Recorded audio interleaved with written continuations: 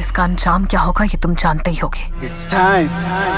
ইয়াশ অভিনীত বহুল প্রতীক্ষিত সিনেমা টক্সিকের ট্রেলার প্রকাশের পর থেকেই সমালোচনা তুঙ্গে। ট্রেলারে অ্যাকশন, সহিংসতা ও ঘনিষ্ঠ দৃশ্যের আভাস মিলেছে। এসব বিষয় বিবেচনায় নিয়ে অভিনেতা ইয়াশ স্পষ্ট করেছেন, সিনেমাটি শিশুদের জন্য নির্মিত নয়, বরং এটি প্রাপ্তবয়স্ক দর্শকদের কথা মাথায় রেখেই তৈরি। সম্প্রতি এক সাক্ষাৎকারে ইয়াশ বলেন, শিশুদের টক্সিক দেখা উচিত নয়, তাদের জন্য সিনেমাটি উপযুক্ত নয়। বিষয়টি একেবারেই পরিষ্কার।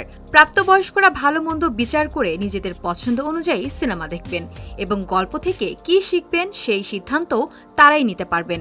जो भी बच्चे हैं वो थोड़ा दूर रहे। ইয়াশ আরও জানান, ট্রেলারে সিনেমার পুরো গল্প তুলে ধরা হয়নি। কিছু দৃশ্য নিয়ে ইতিমধ্যে নেতিবাচক প্রতিক্রিয়া তৈরি হলেও তার দাবি, টক্সিকের গল্প বাস্তব ও গভীর। গল্পের শুরু থেকেই সিনেমার ট্যাগলাইনও দর্শকদের এর বিষয়বস্তু সম্পর্কে একটি ধারণা দেয়।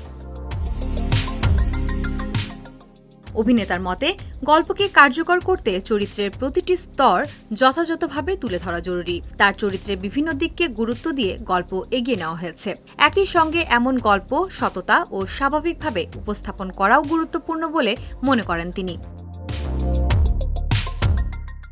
গীতু মোহন দাস পরিচালিত টক্সিকে দ্বৈত চরিত্রে দেখা যাবে ইয়াশকে। সিনেমায় আরও অভিনয় করেছেন কিয়ারা আদভানি, নয়নতারা, তারা সুতারিয়া, হুমা কুরেশি ও রুক্মিণী বসন্ত। আগস্টের 26 তারিখ প্রেক্ষাগৃহে মুক্তির কথা রয়েছে সিনেমাটির।